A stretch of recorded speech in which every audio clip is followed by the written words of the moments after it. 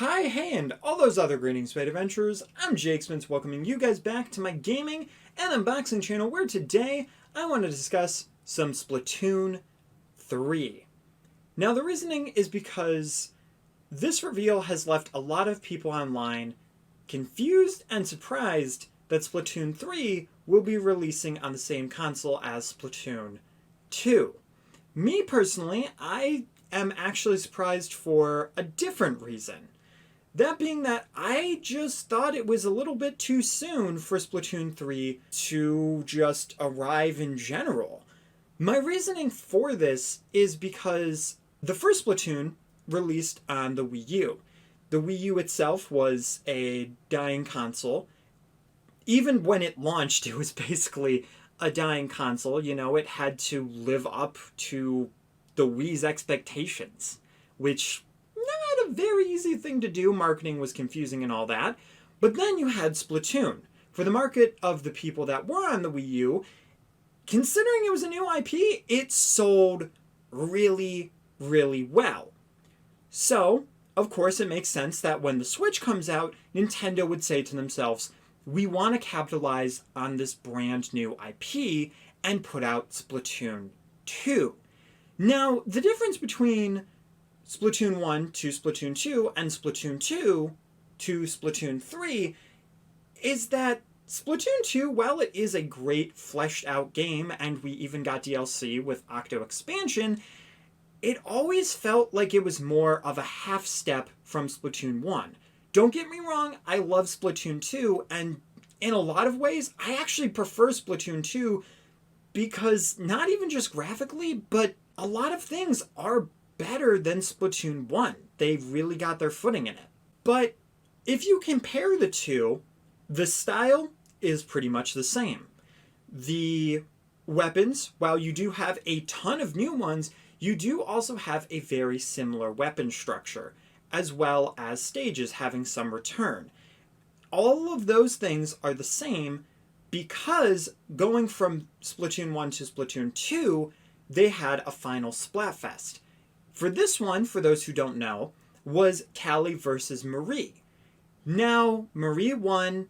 I'm still a little bit upset about this because Callie is better in my opinion, but like this video, it's in my opinion. That aside, taking this into Splatoon 2, without this piece, you can design weapons, hub world, stages, new modes, new characters, all of this. The missing piece is the big plot point and the character who it's going to surround around. They could have very easily had a good 50 to 70% of this game completely fleshed out and done before that final Splatfest. And heck, they might have even just taken some stuff from Splatoon 1 and rezzed it up for Splatoon 2. I don't know. Jumping from that to Splatoon 2 to Splatoon 3, you actually have a very different dynamic, because instead of the story mode being focused on, it's the entire atmosphere, the entire theme, because they had Pearl and Marina have a final Splatfest of Chaos versus Order. Whichever one won actually got the theme of Splatoon 3. It changed the entire dynamic of the game. Of course, you would be able to potentially make sketches, concepts, even start designing different hairstyles that would work for both styles. But across the board, Order and Chaos are polar opposites. So it's not like they could have started with Order and done a ton of work on it and gotten a good 10% of the game done, and then found out they were working on the wrong thing. Had to scrap all of that. They also couldn't have just been working on both of them at the same time, because then you know that part of that is going to be scrapped. So because of this, I figured that it would take a lot longer. You know? You can maybe get some weapons done. You can maybe get some hairstyles. Other than that, it's not like you could have had a ton of this game worked on before the final Splatfest. They had to wait for that fan order before they could jump into work.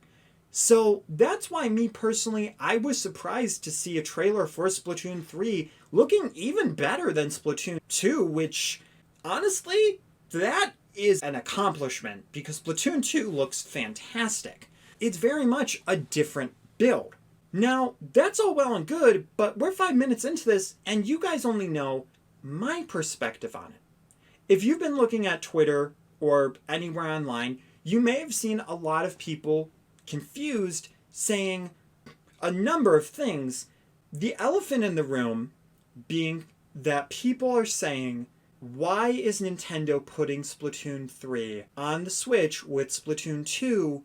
Wouldn't that cannibalize the sales of Splatoon 2? Here's my thing. While this is very possible, my opinion on this is I don't actually think that it will. There are a few leading reasons as to why, not just because, oh, well, I'm a Splatoon fan and I knew that I would love a new game and that plenty of people would love a new game. There's an actual specific reason. Now, if you guys remember the lead up to Age of Calamity, we had a little bit of a leadway of people, talking about it being hyped, but at some point, when I looked to try to find the original Hyrule Warriors Definitive Edition, I was surprised to see that it was not only sold out, but that it sold on Amazon a good 105% more than what it had been selling before. This would then mean that people who saw the announcement that didn't have the first game and wanted to try out the Warriors game ended up wanting to go and see if they would like the first Hyrule Warriors before they got Age of Calamity. Now, I don't personally know what the sales have been as it's been released. I'm sure nobody is saying, oh my god, I need to get the original Hyrule Warriors or I am going to explode. They're back on shelves. You can get them if you want to try them. Assumption being that maybe it's cheaper, but it's Nintendo, so I don't even know. It might even still be $60 because it's Nintendo, even though it's a port. And that's an even better mention. This was a game that already existed on the Wii U. It already existed on the 3DS and then the Switch. That was its third release, and because of Age of Calamity, the game actually sold hundreds of times better. But you might be saying, well, that's The Legend of Zelda. Of course, is going to sell. Warriors game or not, people are going to want to try it out, right? They want to know for the new game. What if I told you this isn't the first time this has happened? What if I told you this is actually a more recent occurrence in this week and something that I heard today? That being, in the Nintendo Direct, the first reveal was that Pyra and Mythra were going to be in Smash. Granted, this is not a new game. You could argue some semantics here. And if you want to, feel free to civilly say your semantics. But here's the thing. This is a Smash Brothers character being announced. And now all of a sudden, if you go to try to buy Xenoblade Chronicles 2, it's $100. This is a game that, once again, like Hyrule Warriors, actually came out way before this upcoming event. It's had DLC. There is not going to be any more updates to Xenoblade Chronicles 2. They're pretty much done with it. But guess what? Within a week or less of the announcement of Pyra and Mythra being in Smash, we don't know their moveset, we don't know their ults. Xenoblade Chronicles 2 has now sold out and is a game that is very hard to find. Now, it's very likely that this will become a very similar situation, Once we get them in Smash, people aren't going to give it as much mind. And then it's not going to sell as well. You might also be saying, but Spins, that's a Smash character. Of course it's going to sell games. But here's the thing. This hasn't happened every single time. I'm willing to admit this. ARMS, when Min Min came out, I did not see a bunch of people clamoring to get ARMS. But the difference is, I've heard really great things about Xenoblade Chronicles 2. It brings back up that discussion of, well, what did people think of Xenoblade Chronicles 2? That these characters are actually getting into Smash versus ARMS, where we knew it was going to be an ARMS character and people were like, okay. But it was a modest game. You look something up online about ARMS, you have basically played ARMS because there's not a lot to it. Xenoblade, on the other hand, is hundreds of hours. So here's the other thing, right? The Switch is not the only console to do this. We've seen this practice countless times. And a very strict offender of this is the GameCube. For those who may remember the glory days when people didn't look at Mario Party and either start crying or scowling or give a very confused glance, we actually had 4 Mario Parties on the GameCube. 4. All of these games were very different. I don't know how they sold, and feel free, let me know. Maybe Mario Party 7 sold terribly. I genuinely don't know. But the thing is, once again, GameCube and Switch are not the only ones to do this. Go to the Wii. Mario Galaxy 1, Mario Galaxy 2. Those are the exact same game, exact same style. You know what people were most upset about with 3D All-Stars? That Mario Galaxy 2 wasn't included. They already had Mario Galaxy 1. Wouldn't it be reasonable to say that if Mario Galaxy 1 wasn't on this collection, and we got Mario Galaxy 2 instead, that people would be arguing that we should be getting Mario Galaxy 1? A game that people are still praising, a game that people are still excited to play, that came out on the Wii. And of course, I could just go on and on. Heck, I will. Mario Kart 8. That was on the Wii U. That was a port over to the Switch. That is the best-selling Switch game. But even though it is the top-selling with 33 million, people cannot get over the idea that there can't be a Mario Kart 9, saying it will cannibalize the sales of Mario Kart 8. I just don't think that is the case. Now, we don't know what a Mario Kart 9 would actually be. We know it would sell well. We don't know if Mario Kart 8 would still sell just as well as it does now. Let's say for Mario Kart, right? If you look at all the lineups of Mario Kart, sure, 7 is very similar mechanically, and just somewhat style-wise to 8, other than the fact that handheld versus actual console game. But if you look at the new tracks, despite the fact that the art style is very similar, they are extremely different. 7 still has appeal. There are still people that are playing 7 online. And going back to Splatoon, there are actually people that are still actively on the Wii U playing online games.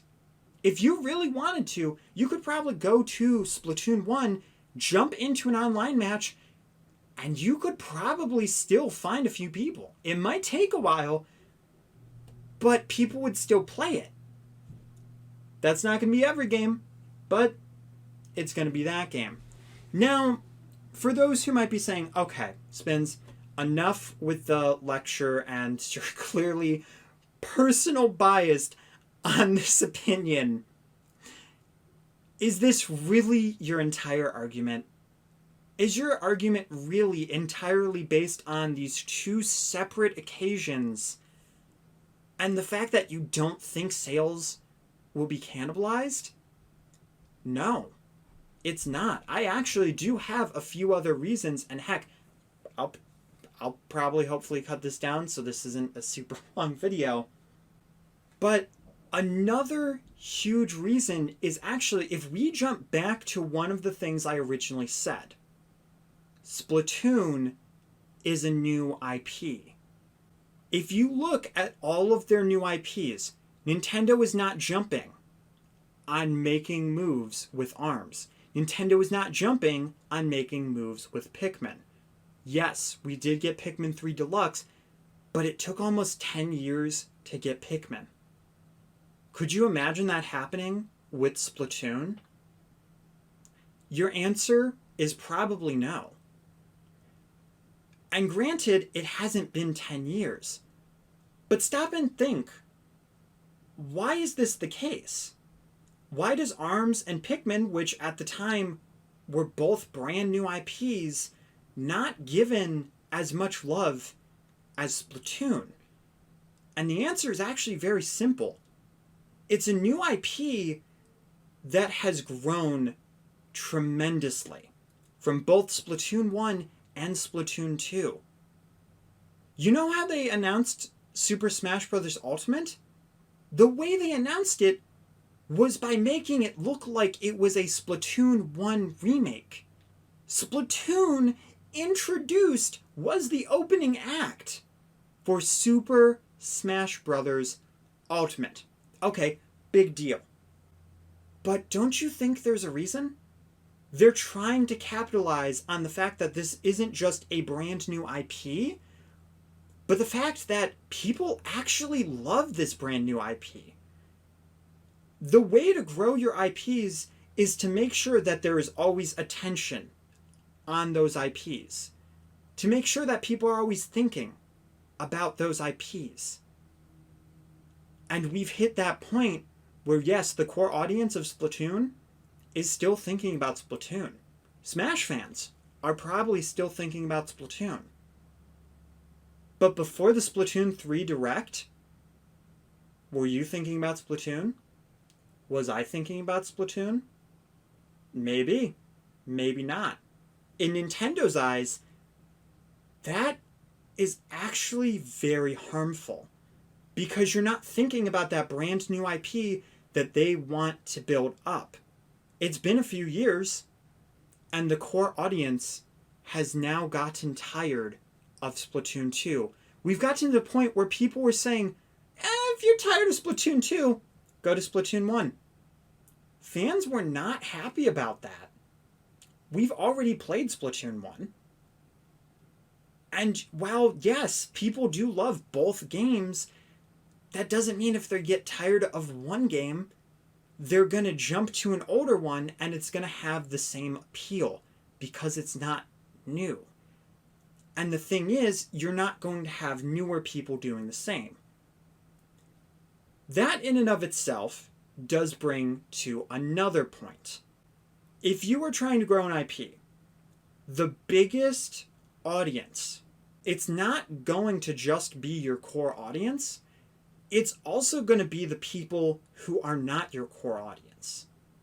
There could be many reasons why this game hasn't reached out to people despite having two fantastic entries. Maybe people aren't into shooter games. Maybe they're not into how Splatoon is, or they think because they play Call of Duty or Halo, it's just not adult enough for them, even though it's a shooter game. It is very different from a shooter game as well. But a big thing is that when it comes to an online game, right? You can jump onto Super Smash Brothers, and maybe you get destroyed online. Not maybe, you will get destroyed online. I have a lot of experience in Smash. I'm not the best player, but I steer clear of online like it is the plague. The thing is, Smash Ultimate, you have other modes. You can do regular Smash, you can do special Smash, you can do classic mode. You can build your own stages. You can do World of Light. What about Splatoon? Well, the main focus is the online. You have the story mode, you might have a good 10, 20 hours, and yes, you do have the DLC, which could add a good more amount of time. That is a lot of time, but then what else do you have? You have Salmon Run. That's 3. I could have kept going with Smash, but the main reason why I can't go with Splatoon is because while all of these modes are fantastic, the meat and potatoes is in the online. Now granted, Splatoon 3 will not fix all of these issues. It will not grab every single customer who did not buy Splatoon 2. It's possible that maybe even because people weren't interested in Splatoon 2, maybe they won't be interested in Splatoon 3, but you have a thematic change. So that might grab people's interest. You also have brand new weapons. So you'd have those two things. But at the end of the day, mechanically, the game is still going to work the exact same. You're still going to have weapons like the splatter shot, like the sniper weapon. And it's very possible that they just, from the ground up, fleshed out the entire weapon system. They did it with the specials in Splatoon 2, which made people have to relearn it and gave a gate for newcomers to jump in and learn how Splatoon worked. While this might not be an entirely fleshed out thing with all of the mechanics, it will be just enough of an opening for those people who Nintendo has now grasped with Splatoon 3 to maybe think that they can jump into Splatoon 3 and actually have a fighting chance trying to play matches and learning the game.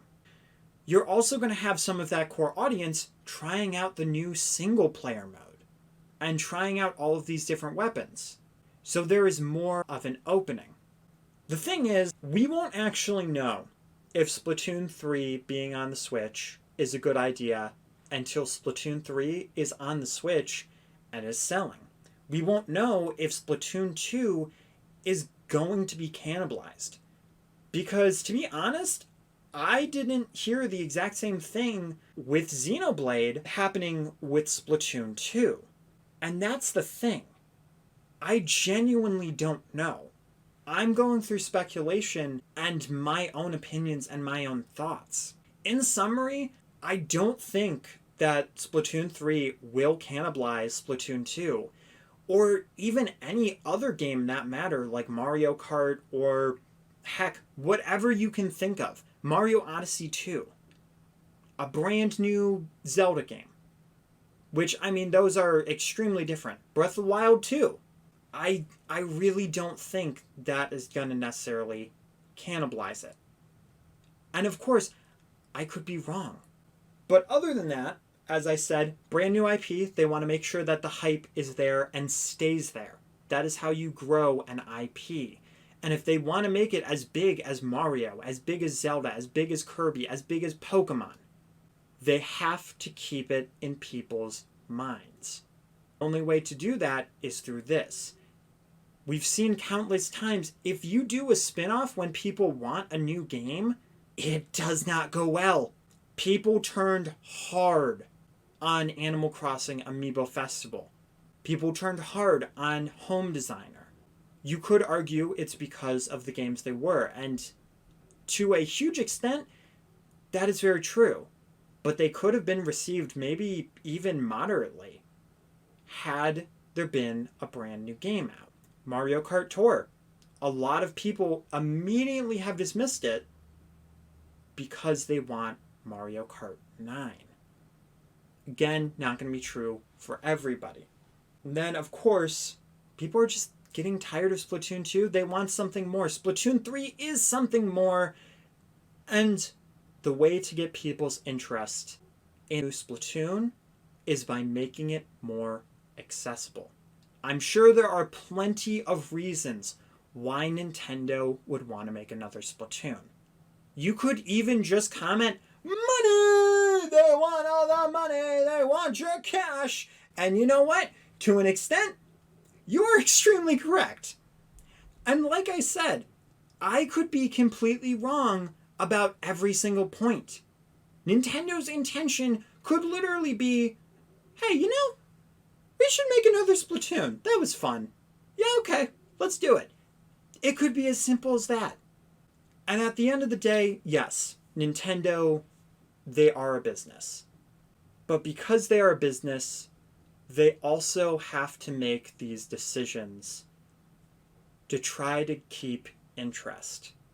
Anyway, though, guys, that's my thoughts. I want to hear what you guys think about Splatoon 3, if you guys are excited for it, and why do you think it's coming to the Switch? Good idea or a bad idea? I genuinely am curious if anybody else feels the same way. And I'm sure I'm going to get a lot of people yelling at me because of me saying about the popular opinion going against it. But hey, that's the internet. That's life. So, like, whatever. I don't even know if I'm going to be able to edit this or get this up, because I thought this was going to be like 15 minutes and it's half an hour. So, yeah.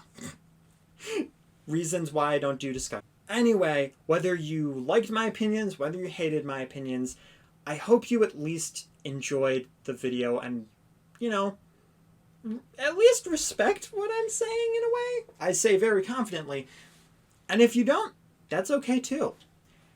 But either way, if you did enjoy the video, hit that like button, shares that with everyone you love, brother, mother, sister, father, iguana, and don't forget I will be covering Splatoon 3, whether it will be through Let's Plays, streams, all that good stuff.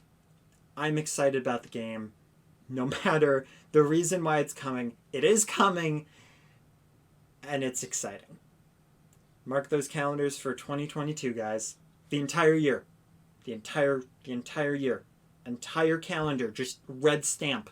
It says Splatoon on every page. But anyway, that's it. Hope you enjoyed. Keep your toes safe.